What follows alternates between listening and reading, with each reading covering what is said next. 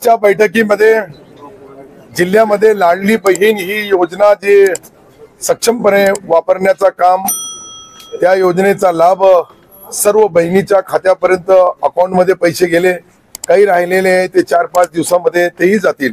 परंतु त्यांच्या अडचणी अशा होत्या का काही लोकांकडे कर्ज होतं, काही लोकांकडे अशा तक्रारी आमच्याकडे आल्या। त्या बहिणींनी ज्या वेळेस एखाद्या व्हॉट्सअपवर आल्यानंतर त्याच्यासाठी आम्ही मीटिंग घेतली का महाराष्ट्र सरकारचे लोकप्रिय मुख्यमंत्री आदरणीय एकनाथ शिंदे साहेब, आदरणीय देवेंद्रजी, अजितदादा या तिघांनी ही जी महत्त्वाकांक्षी योजना बहिणींसाठी दिलेली आहे त्याची अंमलबजावणी किती टक्के झाली, तर हे पाहिल्यानंतर माझ्या माहितीप्रमाणे आपल्या जिल्ह्यामध्ये जे आतापर्यंत जे 95% ज्या लोकांनी अर्ज प्राप्त झाले होते त्याची मंजुरी मिळाली, पैसाही अकाउंटवर गेला। आणि बँकवाल्यांनी आज मला सर्वांच्या समोर आमचे टोटल जिल्ह्यामध्ये जितक्या बँक आहे त्या बँकेने सांगितलं की आम्ही कोणत्याही लाडली बहीण योजना किंवा शेतकऱ्याचं अनुदान किंवा त्याला सरकारने केलेली मदतीचा पैसा कर्जामध्ये वर्ग करणार नाही। वर्ग केले असता त्यांच्यावर सर्व कंट्रोल करण्याचं काम, याची माहिती घेण्याची जबाबदारी जिल्हाधिकारी महोदयांना दिली आणि त्या माध्यमातून त्याची अंमलबजावणी आता 99% होऊन जाईल मला असं वाटतंय। आणि राहिला प्रश्न याच्यामधली काही कारणास्तव काही लॉक झालेले जे काही खाते, ब्लॉक झालेले खाते, ते खाते तात्काळ त्या ठिकाणी त्यांनी बोलल्यानंतर ते त्यांचे जी काही सिस्टीम बनवली कॉम्प्युटर सिस्टीम मध्ये, सॉफ्टवेअर मध्ये तशी सिस्टीम आहे, ती सिस्टीम ते तात्काळ बदलणार आहे। त्याच्यामुळे 2-4%, 5% महिला भगिनी म्हणजे 5% 2% झालं तर 10-20 हजार महिला होतात। त्या महिला भगिनीच्या खात्यामध्ये ते पैसे आल्यानंतर ही त्यांना मिळाले नाही, ही तक्रार होती। त्याचाही आज जे काही आमचा मीटिंग होती त्या मीटिंग मध्ये निर्णय झाला आणि या सगळं राज्य सरकारने या जिल्हा प्रशासनाने दिलेली या पैशातून 1 रुपयाही सुद्धा कपात करता येणार नाही अशा सूचना दिल्या। बँकवाल्यांनी आम्हाला सांगितलं की आम्ही सुरळीतपणे हे जे पैसे त्यांच्या अकाउंटवर आले ते देण्याचं काम करतात। काही ठिकाणी मोठ्या प्रमाणावर गर्दी होते, ग्रामीण भागामध्ये जी गर्दी होते, एसपी साहेबांना आम्ही बोललो, एसपी साहेबांनी खाली पोलिसांना आदेश दिले की त्या ठिकाणी महिला कर्मचारी कशा राहतील, महिला कर्मचारीच्या माध्यमातून त्या ठिकाणी येणाऱ्या ज्या महिला आहे त्यांना आल्यानंतर त्यांना पैसे देणे, त्यांच्या घरापर्यंत जाताना कुठेही अडथळा होणार नाही। कमिशनरेट एरियामध्ये सीपी साहेबांचे प्रतिनिधी आलेले होते, त्यांनाही बोललो आणि त्यांनीही हे सर्व गॅरंटी दिली। शेवटी हे आढावा घेताना आज आपण 2,09,235 लोकांची याचा फायदा आतापर्यंत घेतलेला 122 कोटी रुपये। हे सर्व मुख्यमंत्री बळीराजा या योजनेच्या अंतर्गत सर्वांच्या खात्यामध्ये गेलेले। जिल्हा परिषद मधली एकंदरीत परिस्थिती बघितली आणि कृषी विभागामध्ये कर्ज वाटपचा 2100 कोटी रुपयाचा एकूण कर्ज वाटप करण्याचा त्यांचा टार्गेट होता। त्यापैकी ज्यांनी अर्ज केलं आणि लोन मागितला अशा 15,560 कोटी रुपये खरीपसाठी असा जो निधी होता, त्यांचा जो टार्गेट होता तो टार्गेट बँकेने पुरा केला आणि शेतकरी बांधवाला 3 लाखापर्यंत ज्यांनी कर्ज मागितलं होतं त्यांना कर्ज वाटप केलं। ही सर्व एकंदरीत परिस्थिती बघितली तर याच्यामध्ये 1,54,000 शेतकऱ्यांना कर्ज वाटप केलेलं आहे। यापैकी 70% लोकांनी आतापर्यंत कर्ज घेतला। 30% जे आहे ते 30% आता खरीपचा हंगाम आणि रब्बीचा हंगाम दोन हंगाम वेगवेगळे असतात, पण बँकवाल्यांनी अशी गॅरंटी दिली की ज्या लोकांचे प्रस्ताव येतील त्या सर्व प्रस्तावाला मंजुरी देण्यात येईल। जिल्हा उद्योग केंद्राच्या माध्यमातून काही बँकेकडे जो प्रस्ताव येतात त्या बँकेने जिल्हा उद्योग केंद्रांनी जितके फायली मंजूर करून दिल्या तरुणांना कर्ज वाटपसाठी, त्याचा वेगवेगळ्या बेरोजगार युवकांना, महिलांना, छोट्या उद्योग उभारणीसाठी जे केंद्राकडून ज्या फायली मंजूर होऊन येतात त्यांच्या जे सदस्य बँक आहे अद्याप बँकेकडे ज्या फायली होत्या त्या पूर्ण मंजूर करण्यात आला।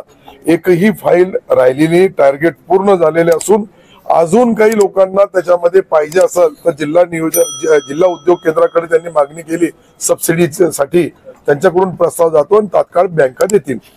5 तारखेला काही कार्यक्रम आहे का मुख्यमंत्र्यांचा? आता आजपर्यंत प्रोग्राम आलेला नाहीये, परंतु कार्यक्रम ज्या वेळेस येईल सन्माननीय मुख्यमंत्री आणि दोन्ही उपमुख्यमंत्री तिघांचा संयुक्त विभाग वाईज ज्या ज्या ठिकाणी त्यांनी कार्यक्रम दिला त्या त्या कर्माला माझ्या जिल्ह्याचा नव्हे पण माझ्या मतदारसंघाचा एक कार्यक्रम पूर्वी झालेला आहे. आता त्याच्यापेक्षा जी जबाबदारी मुख्यमंत्री महोदय ती तारीख देतील आम्हाला ती आम्ही जबाबदारी पार पाडण्यामध्ये कुठेही कमी पडणार नाही. ऐतिहासिक कार्यक्रम हे जे लाडली बहीण योजना जेव्हापासून चालू झाली तेव्हापर्यंत सामान्य बहीण आमची निंदणारी असेल, खुरपणारी असेल, महिला असेल, मजूर असेल किंवा ते 2.5 लाखापर्यंत ज्याचं उत्पन्न आहे त्या सर्व बहिणींचे अर्ज मंजूर झालेले आहे आणि त्यांना याच्यापासून जो फायदा झाला तर मला असं वाटतंय की पहिल्यांदा त्या बहिणींच्या चेहऱ्यावर मला आनंद दिसला. मी अनेक गावांना जाऊन त्यांचे कार्यक्रम घेतले, अनेक गावांना जाऊन माहिती घेतली की लोकप्रिय योजना ज्या महाराष्ट्र सरकारने आणलेली त्याचा फायदा निश्चित सर्वसामान्य छोटे मोठे जे खर्च असतात, छोट्या मोठ्या ज्या मुलांसाठी ज्या काही बहिणींना खर्च येतो तो सहजपणे आता त्यांच्या अकाउंटवर हक्काचा त्यांचा लाडला भाऊ मुख्यमंत्री महोदयांनी त्यांच्या अकाउंटवर दिला, त्याचा फायदा होऊ लागला. मराठी पालकमंत्री आहात. काल सायंकाळच्या वेळेस तलाट्याचा सज्जावरच खून करण्यात आला. नाही, त्या ठिकाणी एक दुर्दैवी घटना जरूर घडली का तिथलचे तलाठी आणि त्यांच्यामध्ये वाद झाला. त्या वादामध्ये त्यांना मार लागला, जखमी झाले. जखमी अवस्थेत त्यांना हॉस्पिटलमध्ये ऍडमिट केलं, त्यानंतर त्यांचा मृत्यू झाला.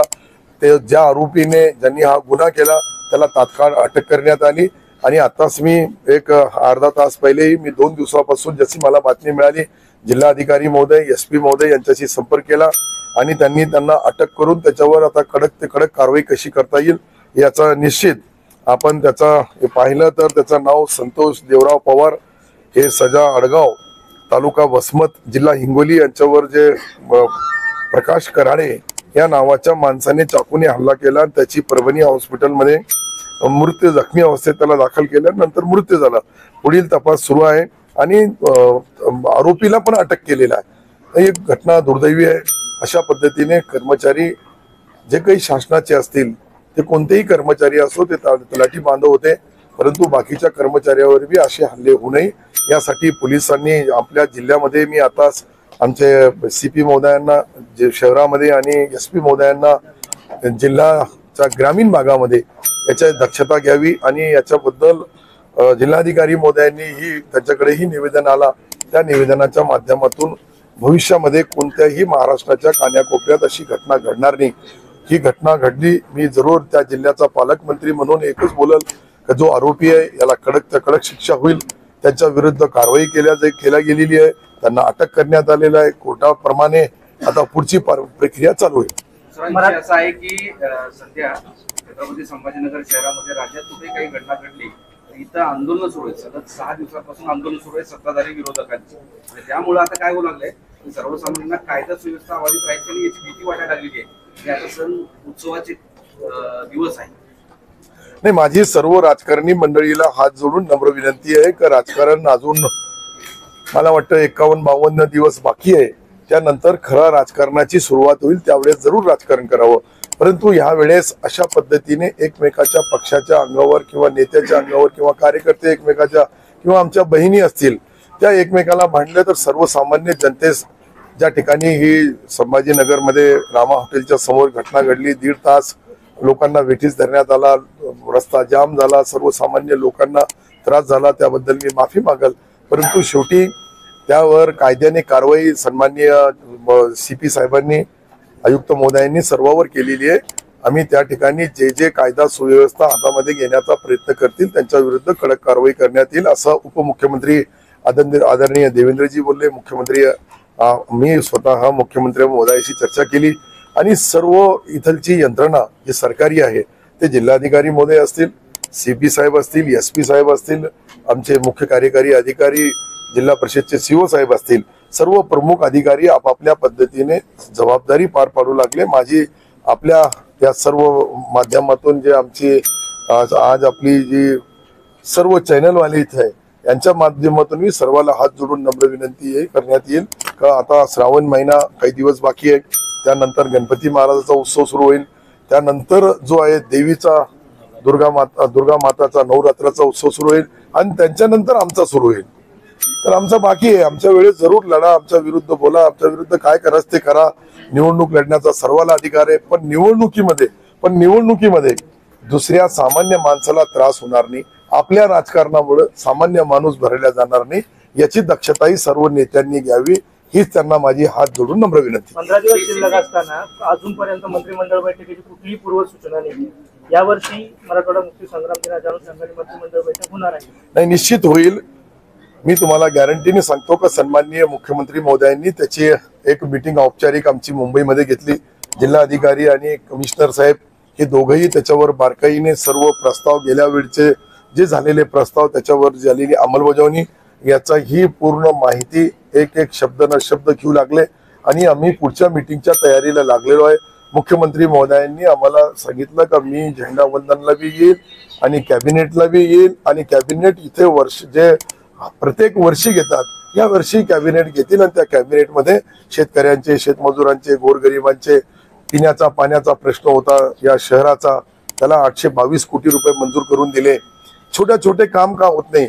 आजही मी आता इथून महापालिकेत जाणार आहे आणि महापालिकेमध्ये त्यांच्या अडीअडचणी, त्या ठिकाणी महापालिकेचा जो काही जे काही कामं त्यांनी टेंडर केलेले ते प्रगतीपथावर किती आहे, फायनल किती झाले आणि आता भविष्यामध्ये किती दिवसामध्ये ते पूर्ण होणार. आणि शहरामध्ये गेल्या 5 दिवस पाणी नव्हता, अनेक लोकांची आरडाओरडा, कारण की शेवटी पाणी हा जीवन आवश्यक आहे आणि त्यासाठी त्यांना जो त्रास झाला त्याचाही मी आढावा घेणार आहे आज. आणि भविष्यामध्ये या शहराला पाणीचा जो काही 25, 30, 40 वर्षापासून जो टंचाई आहे तेही दूर करण्यात येईल. शहरातील क्रांतीचं पद जे शिवरायांचं पुतळा आहे, शहरातील अभिमानाची गोष्ट आहे, पण त्याची स्वच्छताच होत नसल्याने शिवप्रेमींमध्ये आणि शेवाळ आलेला आहे सगळं, तर नाराजी व्यक्त करतात. नाही, अशी निश्चित मी आज त्याचीही पाहणी करेल. मी आज महापालिकेमध्ये जाणार, महापालिकेचा पूर्ण आढावा घेणार. त्यामध्ये छत्रपती शिवरायांचा जो भव्य पुतळा त्या ठिकाणी स्टॅच्यू आहे त्याच्या आजूबाजूला कुठंतरी थोडीफार बी घाण असेल तर ती सर्व साफ करण्याचा नियोजनबद्ध पुढच्या भविष्यामध्ये अशी तुम्हाला बोलण्याची, कारण की शिवराय या राज्याचे एक आगळे वेगळे दैवत आहे आणि शिवाजी महाराजांच्या त्यांच्या स्टॅच्यूच्या आजूबाजूने सुशोभीकरणापासून तर साफसफाईपासून सर्व गोष्टी व्हायला पाहिजे. मी आता अर्ध्या तासानंतर तुम्ही पुन्हा तिथे या, मी पुन्हा तिथे येईल आणि तुमच्याशी चर्चा करेल. धन्यवाद.